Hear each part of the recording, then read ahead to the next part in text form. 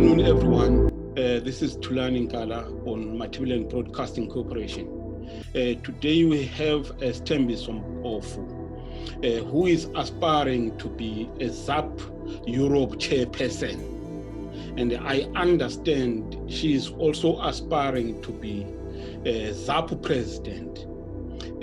She's going to confirm to us as we progress with the interview. Now, welcome. Nkala, thank you for inviting me. Okay, thanks very much. If you could briefly just give us your background so that at least people know who you are. Okay, to start with, since you've just said my name is Thembi Mpofu. I was born in Philabusi district in Caesar, Mathebeleng South. I was born in a family of 10, and I'm the last born in the family of a farmer. My father was a farmer and my mother was a farmer, and they were staunch supporters of ZAPU, and I was born ZAPU myself. Okay, so your involvement with the ZAPU starts from childhood? Yes, from birth. From in my mother's womb, I would say, because she was running around carrying me when she was doing ZAPU thing. We know that ZAPU joined ZANU-PF in 1987. Did you join ZANU as well? No, I didn't. Maybe it's best we say my history before 1987. Okay. Yeah. There's a lot that happened before then. Yeah. I started to be active in ZAPU when I was 5 years, I think. I was attending rallies. Actually, some of them I witnessed they were done at my home, at my father's homestead in Kwatemba, where he was hosting the then ZAPU president, Mr. Joshua Nkomo, and the then secretary, whom I understand was Robert Mugabe, the previous president of Zimbabwe. So I believe my home is my father's home, or we have that quality of leadership and of royalty, because all those leaders came to my home, my father's home, and they were all sort of groomed there from my home. As a result, my father was jailed for hosting them almost time and again. And since the rallies were made from my home, from my father's home, so he ended up in Konakutsingwa with Joshua Nkomo after being jailed for a long time, being tortured and going through this and that. And then they to throw him in Konakutsingwa without trial, because he had done no crime, fighting for his rights and the rights of the people of Zimbabwe. So in that case, when he came out, he didn't live long, because he was he succumbed to the torture which he had received in the jails. So in that case, I didn't have a father myself, so that pains me most, because I lost my father because my father dedicated his life to Zimbabwe. And I've got that feeling that the torch is in my hand to carry on and keep it burning so that Zimbabwe comes back home, because I'm here as a result of that Zimbabwe is unstable. Yeah. You say your father was incarcerated in Konakuzingwa. Yes. One, how long for? Secondly, when he was in prison, Yes. how did your family cope? Well, it's because my mother was a hardworking woman. We worked very hard in the farm, helping my mother so that we could survive and go to school, have something to eat, have clothes, because we didn't have a father. We had to work for ourselves. Mm-hmm. Maybe if you could just give us at least the name of your father. My father's name was Solomon Cde Mpofu. Okay, no, that's good. So during the liberation struggle, what activities did you do for ZAPU? Active or recognizing my activities when I was 5. Yeah. So I became a youth leader eventually, and I was very active doing ZAPU work in my spare time. And I ended up working in the ZAPU offices as an administrator for some time. And then I switched and I worked for the post office as a postmaster. Okay, all right. We know that ZAPU is in the process of getting a new leader, and it has asked all the structures to have their elective conferences. And you are aspiring to be the chairperson of ZAPU Europe. I understand that the elections were supposed to be maybe a week or so back, but now they've been moved maybe to 2 weeks or something like that. So my question is, you have come forward. What is it that you are bringing? What qualities do you have? Yes, going to lead the province because I've got that drive in me, and I know I'm a good communicator. I communicate with people, and I always listen to the people when they've got grievances. So maybe I think people are lacking the connection with ZAPU, because ZAPU is like, they touch me not like this time. I don't know why. Now I want to go to the people, because people have got that mind that ZAPU is still in ZANU, because they are seeing other people whom they know they were ZAPU before, since this unity accord thing. So they still think ZAPU is still associated with ZANU. But we have to teach the people, we have to go to the people and convince the people that we are now out of ZANU, because the unity was meant to make a difference to the people without discrimination. But there was no change. They have different needs.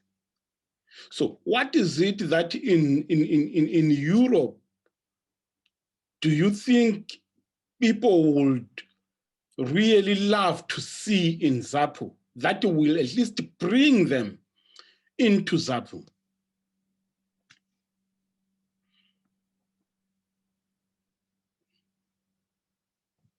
We try and do social activities where we can do some workshops with the people and encourage people to get together and discuss about issues for the country, our country, Zimbabwe, which we so love. Okay, so in other ways, what you mean is here in the diaspora, people become so isolated, which maybe can even affect their well-being. So sort of organizing those get-togethers, you think that will attract more people? Yes, that is my thinking, that we need to get to the people. Since ZAPU is the mother party, people are hungry to hear more about ZAPU. So we need to go to the people, explain to the people why we think we left ZANU. Yeah. All right. Okay. So let's say you are lucky and you are elected as the ZAPU Europe chairperson. What is your plan going forward?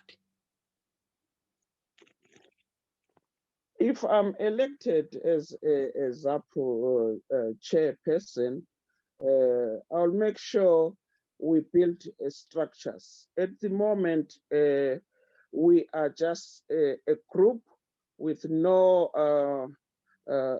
structures. Mm-hmm. We have structures, but we need to do more work.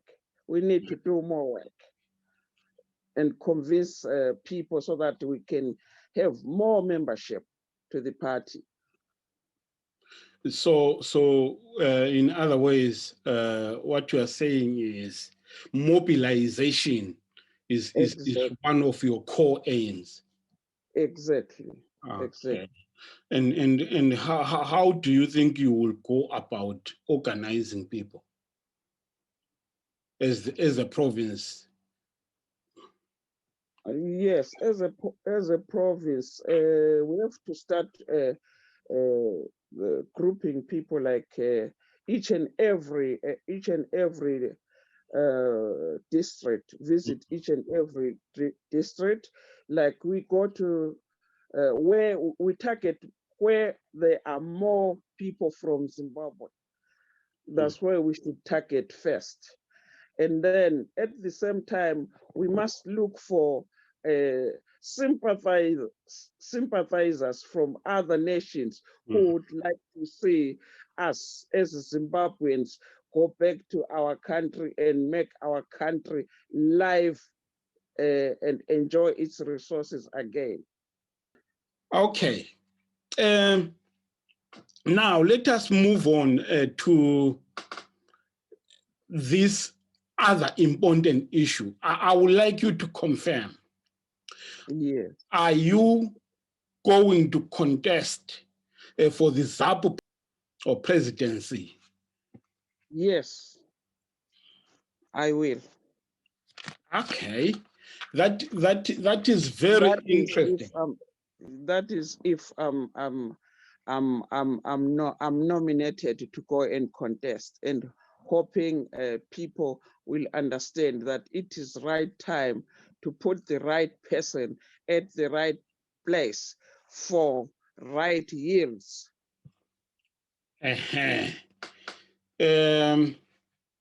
That's interesting because as far as I know, since 1950 something, when ZAPU was formed, it has never been led by a woman.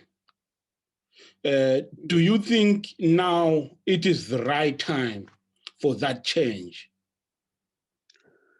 I'm sure it is. I'm sure it is, because this thing of discriminating women must stop. Even if women have got all the essence of doing the job, but then because they are just regarded as people to decorate a man's world, I think that must stop, especially in the minds of the African people.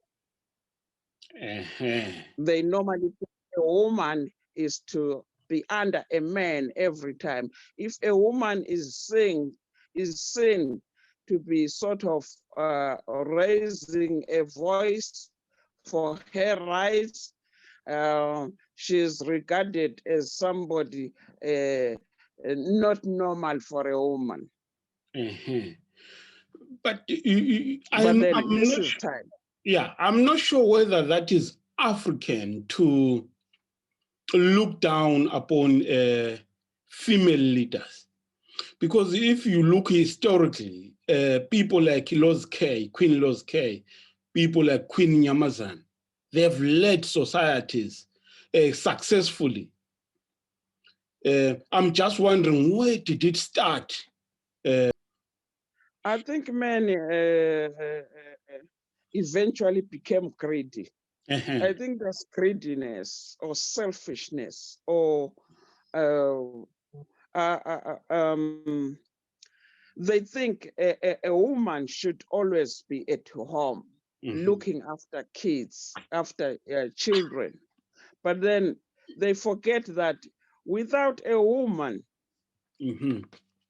there is no proper home. A man cannot really manage properly a home without a woman. There are very few men who can do that. Yeah. Mostly progressive men, there is a very, very intelligent woman behind the scenes. Yeah. Leadership. So it means me and you, we agree that leadership is universal. It's not to do about being male or female. So if you are elected as ZAPU president, what leadership qualities are you bringing? Right. The qualities I'm bringing to ZAPU are just within myself, within me. I'm somebody who likes listening. I'm somebody who likes hard work. I'm somebody who is not a yes man person. I'm somebody who has a drive. I'm somebody who is good with her hands. I'm somebody who really cares about other people. So if I am voted to be the president of ZAPU and president of Zimbabwe, Zimbabwe will flourish because I'll make sure I go to every corner of Zimbabwe and make sure everyone is enjoying the fruits of independence of Zimbabwe. Hardly end independence of Zimbabwe. People, the souls of people who died fighting for Zimbabwe, they are still sorry for themselves why they went to war, only to find that their relations are still suffering.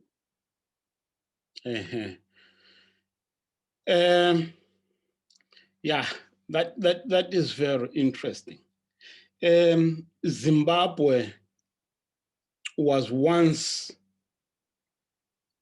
a very prosperous country and a promising. Now, it is just a sorry state. It is. What do you think went wrong? It's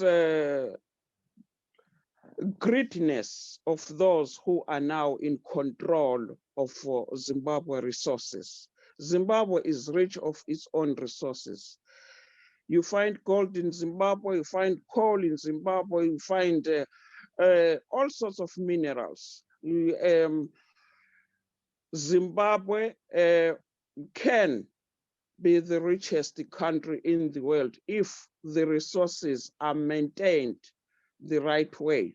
And you won't find a hungry person in Zimbabwe if the resources are shared properly. Like, for instance, I come from Philabosi.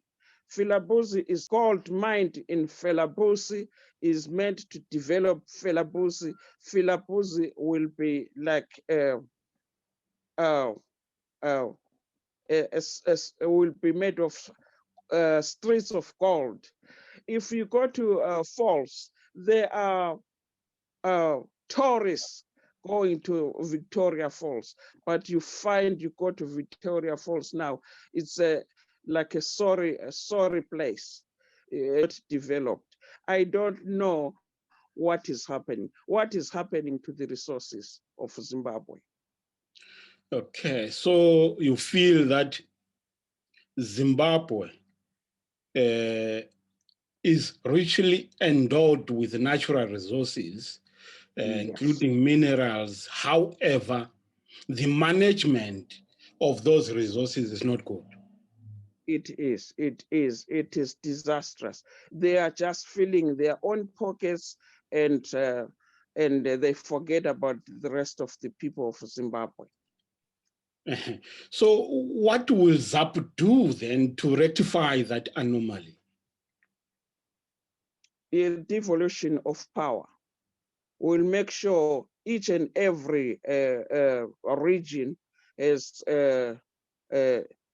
actually Zimbabwe in each and every corner has got its own income generating resources. Like you go to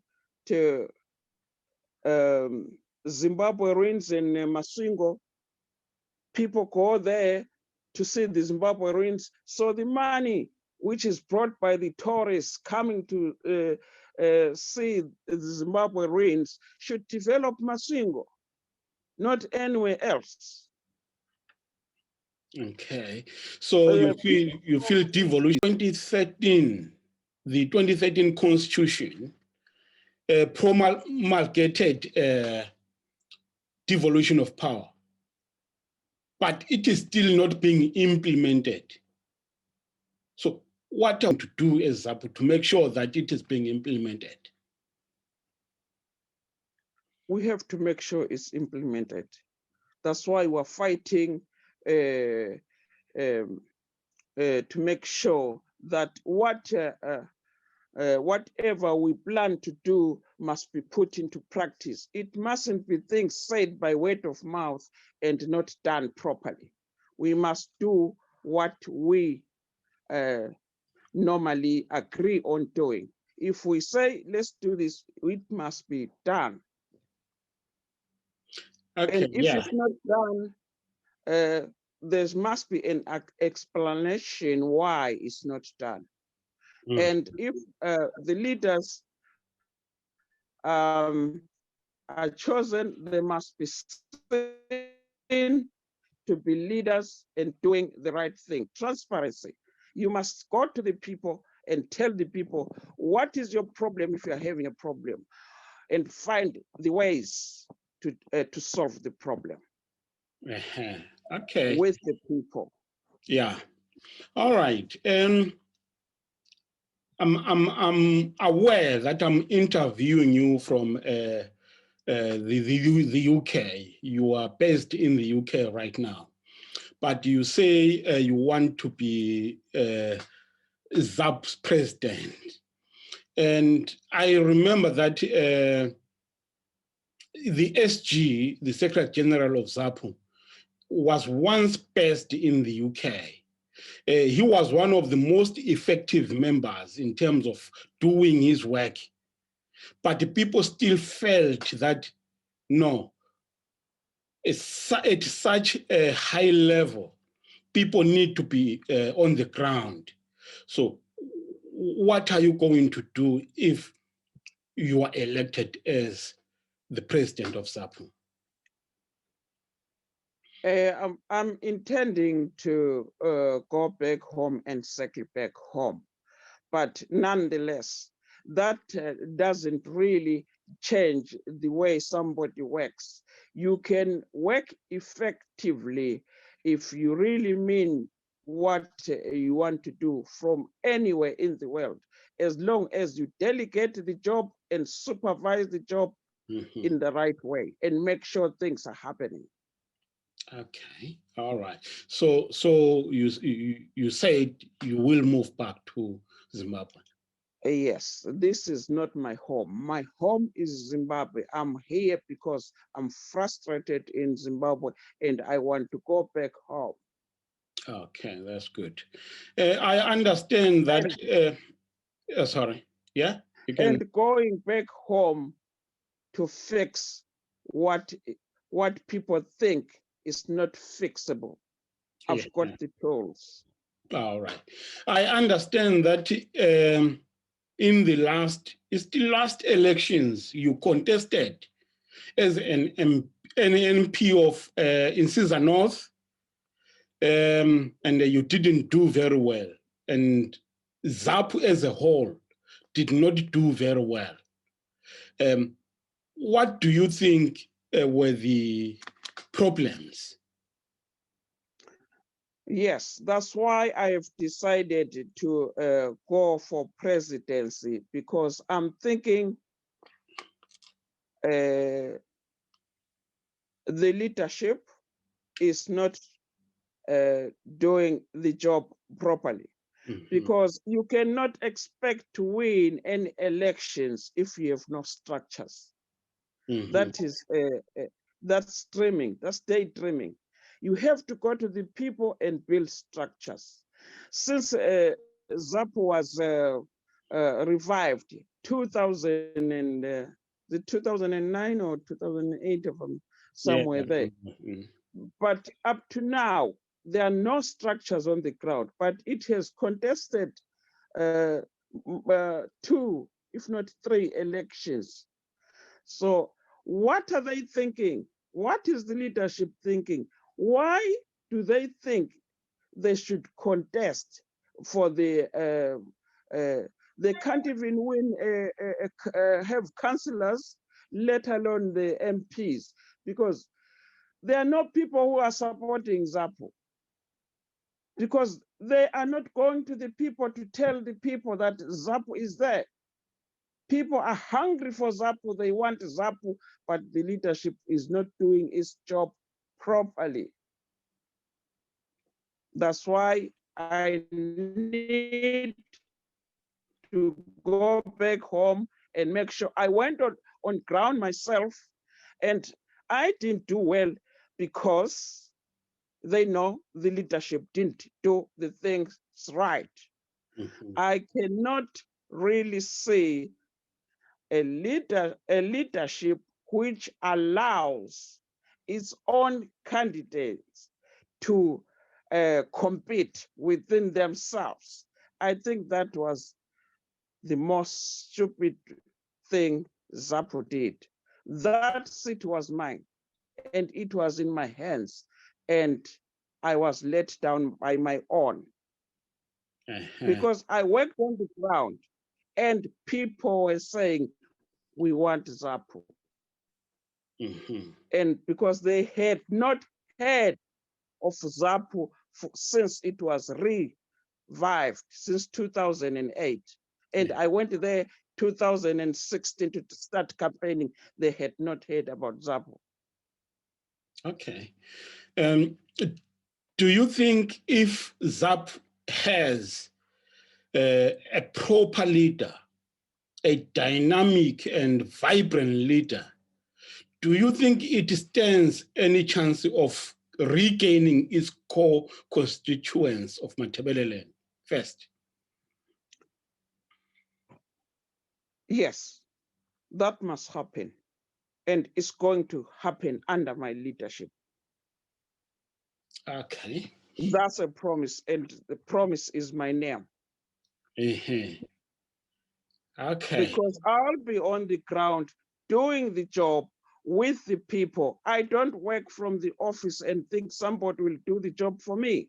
I have to go to the people and do the job. All right. Yeah. Many people are complaining about ZAPU. What they are saying is ZAPU is not relevant to their needs. They feel that ZAPU did not even apologize for Gugurahundi, a genocide.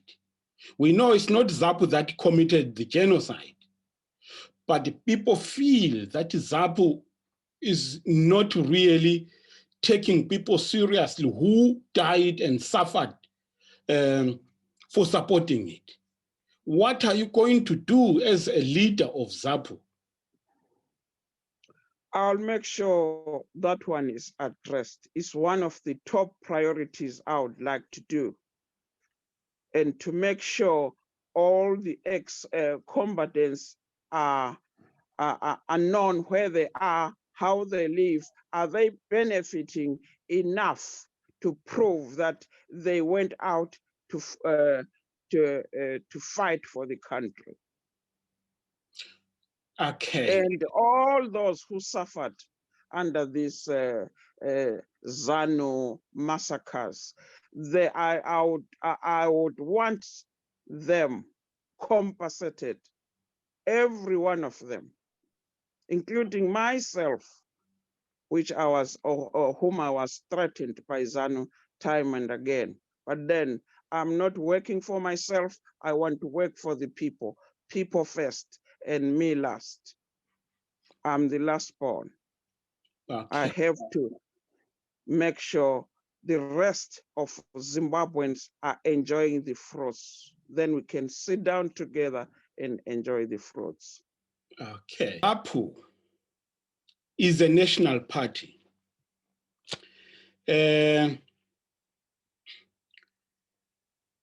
People feel that ZAPU should focus in Matabeleland. What is your view on that? Yes, you may say so, because people think it's strongest roads in Matabeleland, but that is not the case. That was brought to the it's a game plan for ZANU, so that it divides people of Zimbabwe, so that Matabeleland is associated with ZAPU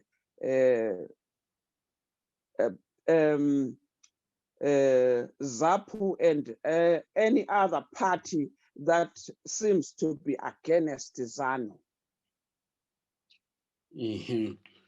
So you feel that ZAPU should concentrate on the whole country? Yes, starting from home, yes. Starting from, make sure Matabeleland is done, but you have to go to Mashonaland. Back when ZAPU was formed, it was mostly, the membership was mostly Mashonaland, because it was a genuine movement. Not this time, people are just looking for resources just to fill their pockets. They are greedy. The greediness in people is why there are so many parties for nothing. There's no need for so many parties. All we need is to come back to ZAPU. ZAPU is the party which made things happen. In terms of the land question, particularly the people in Matabeleland, what some are saying is many prime and fertile lands have been occupied by other people from other regions. What is ZAPU going to do about that? Yes, that has got to be looked into,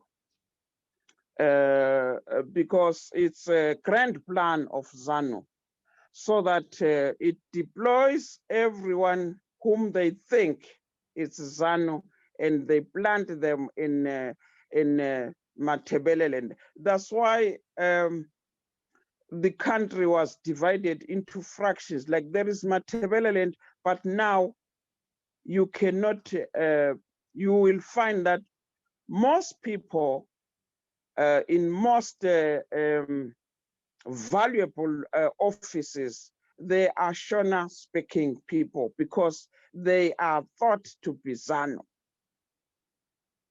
which is killing the country because it has been made to believe that ZANU is the supreme structure of Zimbabwe, and yet it's not. That is greediness of the leaders of ZANU. Okay. Just recently, we have heard that the grade 7 results of students in Matabeleland were very, very, very poor. What is the education policy of ZAPU? Yes, in my own thinking is you cannot expect a child, especially a grade 7 child, to do well when they don't understand what the teacher is teaching them. Mm-hmm. Yes, it's like most teachers now, you find they come and teach Shona, and yet the child understands Ndebele, or the child understands Kalanga, or the child understands Tonga. Why can't the Tonga, are there no people who can talk Tonga, who can teach the Tonga children? Are there no people who can talk Kalanga, who can teach properly the Kalanga children? Are there no people who can speak, no teachers who can speak proper Ndebele, who can teach Ndebele children? Why is that Shona speaking teachers are planted into Matabeleland so that they don't make the good results? All right. Before we conclude this interview, what is it that you have in your mind and heart that I haven't asked you, that you would like to share with the people out there? Yes, my frustration is people have been thinking there are no rents. That's why people are having water cars. They are having electricity cuts off. You find electricity is cut off at 5 o'clock in the morning and only to be put back at 12 midnight. So the whole day people will have no electricity, no water. Why can't the government do something to eliminate those shortages? Instead, it is wasting resources. In my own way, I'll make sure the dams are cleaned up so that they will hold enough water and make irrigations to help people survive right through, even in the times of drought. The dams are not cleaned up and they are full of mud and they cannot hold water to generate enough electricity. So that is my first thing to do. And there are no roads. The roads were last improved by Ian Smith before independence. What is going on? I have to make sure we do our own roads. We've got our own engineers at home, but they'll prefer to go out of the country and work for other countries. Why can't they work home? We've got very learned people who can do a better job in our country, but they prefer to go out of the country and work as foreigners in the other countries. I want all those come home and progress home and get what they deserve. Okay, that's powerful. That's powerful. Okay. If we could conclude now, if you have a final word to say. The final word is, here is the woman who is determined to turn the clock round, who is determined to see the streets of Zimbabwe shine like gold, who is determined to see the children of Zimbabwe enjoying the fruits of Zimbabwe. Here is the lady who is saying there's no discrimination of whether you are a man, you are a child, but as long as you do what is right.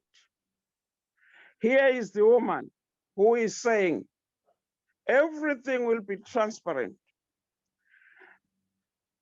Everything will be done to the book. There is no messing about.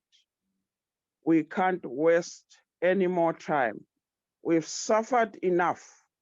This is time to put things right. And this is the lady to do it. Okay, no, thanks very much. We wish you all the best in your endeavors. Thanks a lot. Thank you for having me. Thank you very much. Thank you.